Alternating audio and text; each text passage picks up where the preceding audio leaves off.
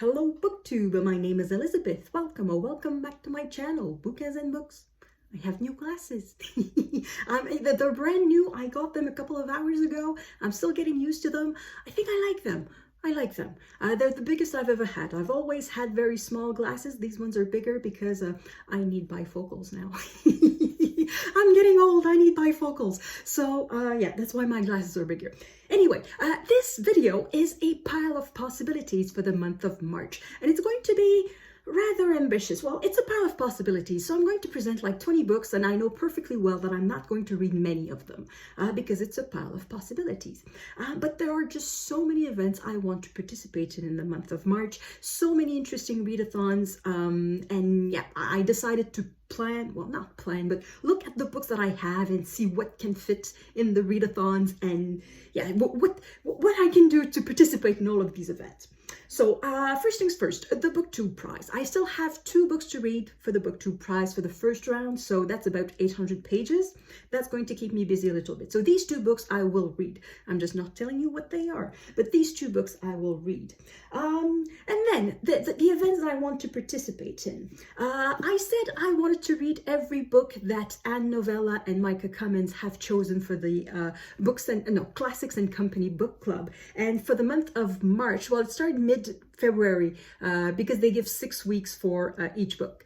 And I haven't started yet. So even though we are 2 weeks into the second book, I still haven't started it. And it is the Book of Disquiet by Fernando Pesoa. So I want to read this. So I have a French copy here. I have an English copy available on Scribd. I don't know which one I'm going to read. I read faster in French. And given that the original was written in Portuguese, I think it makes more sense if I read it in French because Portuguese and French are both Latin languages. So perhaps it's just going to be closer, I guess, to the style if I read it in French, but maybe not. Anyway, so that's one book I really want to read.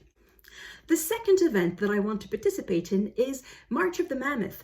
This one is hosted by the channels Old Blues Chapter and Verse and Big Al Books, or Al's Big Books. Anyway, I'm going to leave a link in the description box below to both of the channels, to every channel that I mention. I might as well say that right away.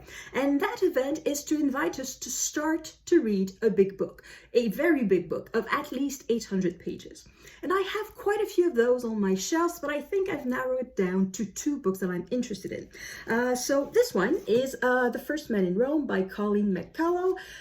It's a mass market paperback, so even though it's very thick, the pages are not that big. But the font is not that generous. It's rather small type, and it's almost 1,000 pages long. It's over 1,000 pages if we include the glossary and all the documents at the end, but the text itself is not quite, it is 930 pages long.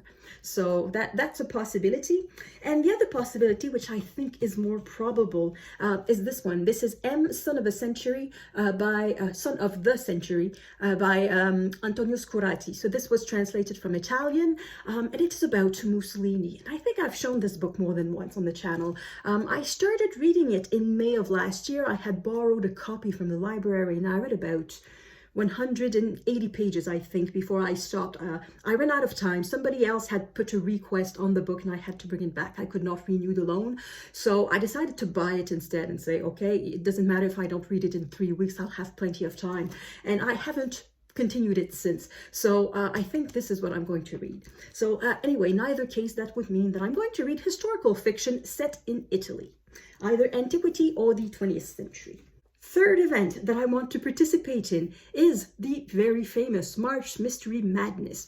It's the original idea of Lizzie Fay Loves Books. There are plenty of hosts. I'm just going to leave a link to Lizzie's channel. Elizabeth, her name is Elizabeth. A great name. And basically we are invited to read mysteries, whatever they are, whether they are cozy or hard-boiled or police procedural or whatever, just mysteries in general. There are prompts, but I'm just going to ignore them. And if you have a good memory and you've seen my video from last year, you will hear a lot of repetition because most of the books I'm going to present are the same ones as last year.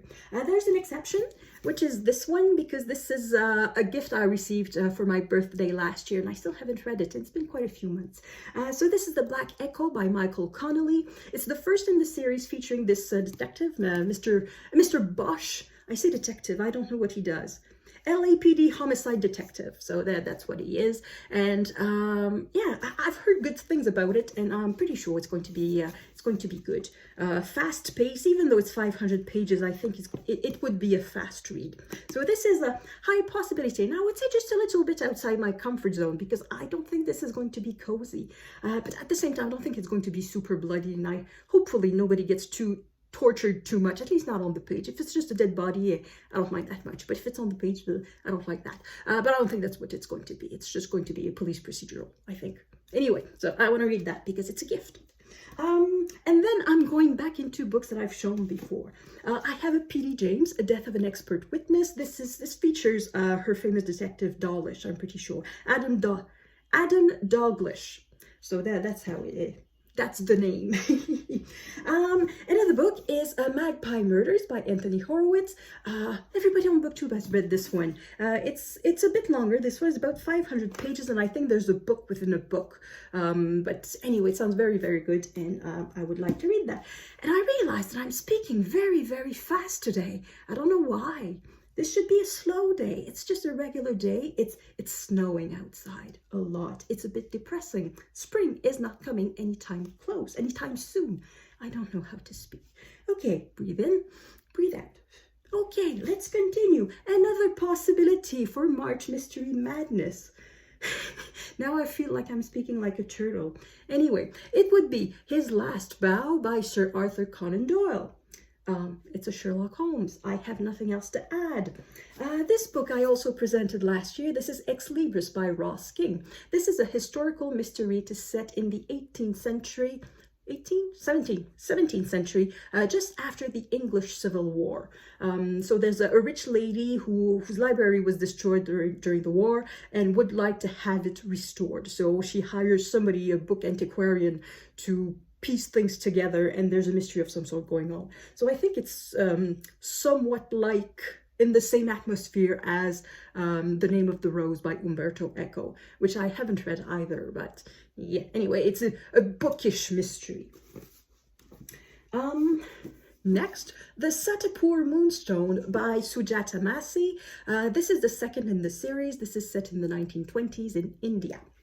And finally, it's not the last mystery that I have, but the second to last, this is Ellis Peters. This is an omnibus of Brother Catfowl. So I guess technically I'm not talking about the same book as last year, because last year at this time, I still had the 3 mysteries in this book to read, and now I just have the last one left to read. So I guess technically, even though it's the same book, it's not quite the same book. So the title is of the book that I have left to read, Dead Man's Ransom. So that would be the number 9 in the series. So I said that was not quite the last mystery, because the next mystery combines 2 readathons. The other readathon that I would like to participate in is the Irish Readathon. It is hosted by Aoife from Words of Clover and Leanne Rose. And we are invited to read books by Irish authors or set in Ireland. And here is a mystery set in Ireland. It is a historical mystery. It is set in the 16th century, if I remember correctly. I don't know the geography of Ireland very well, but it's set, I think, in Western Ireland, on the west coast, so rather far from England. And yeah, it's a lady who is a judge, and it's a mystery. And the other possibility that I have for the Irish Readathon, I don't have any paper books for that, but I really want to participate in it, because last year I did not read any Irish books in March, but I read 2 in May, and I just loved it. So this time I would like to do it in March.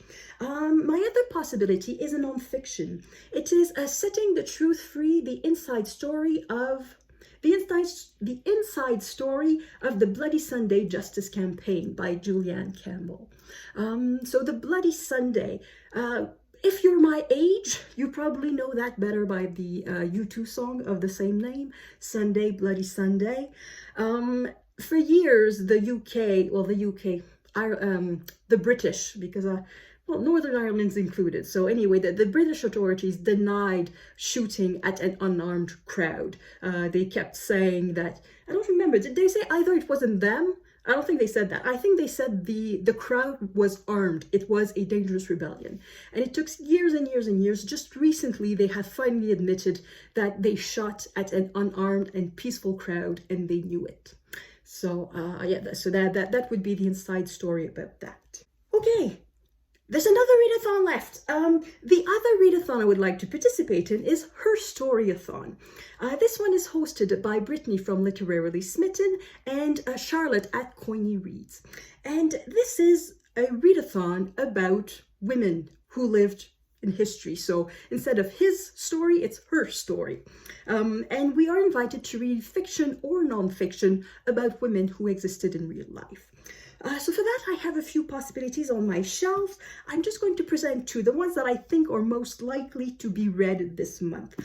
So there's A Train in Winter by Caroline Moorehead. Once again, you've seen this book before on my videos. I've talked about it for Nonfiction November. So this is about a group of women who were deported to concentration camps during World War II. They were from France, so French women who were deported. And a few of them survived. And this is the story of the women who survived.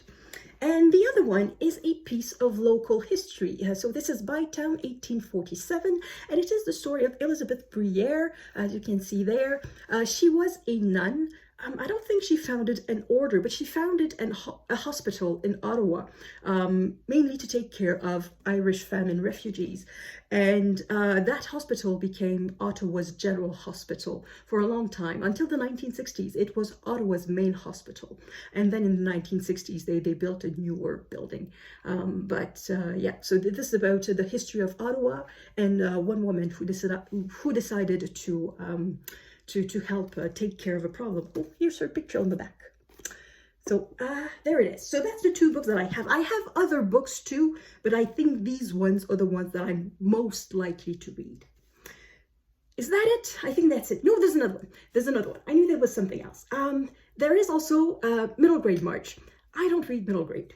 However, last year I did a list of 100 classics, modern classics I could read.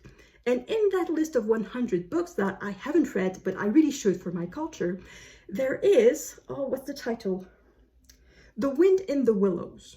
Is that it? I think that's it. And that is a middle grade book. So I figured I could read that for Middle Grade March. It's an easy modern classic to read, and it doesn't take a lot of time. And I guess it could counterbalance a little bit the Mammoth that I'm going to read, just to balance things out. So that's another possibility. So another readathon.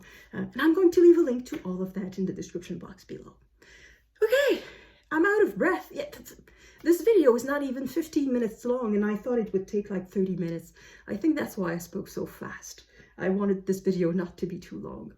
Well, that's it. The video is not that long. And if I speak too fast for you, just slow it down. And I think most people speed the videos up anyway. So, well, most people, I don't know. I don't do that. But many people speed the videos up. Anyway, that's it. So that's my gigantic pile of possibilities for March. All the readathons that I want to participate in. And it's not all the readathons that I've heard of. I know there are more than that. There's Heather at, I don't know, what's her channel? Soggy Expat Book Nerd. There we go. She hosts a readathon about Welsh literature. And yeah, she makes a great point that Welsh literature needs more attention than Irish literature. But I've read so little of either that, yeah, it makes sense for me to also prioritize Irish literature. So I guess I will not participate in the Welsh readathon, but yeah, it sounds interesting too. Maybe I'll find something Welsh too. Who knows? March is a whole month ahead of us. Well, no, it starts like tomorrow as I'm filming this, but it's 31 days long. A lot of things can happen in the month. Anyway, that's it for me. Let me know in the comments in which of these wonderful events you're going to take part in, if any, and I will see you in the next video. À la prochaine!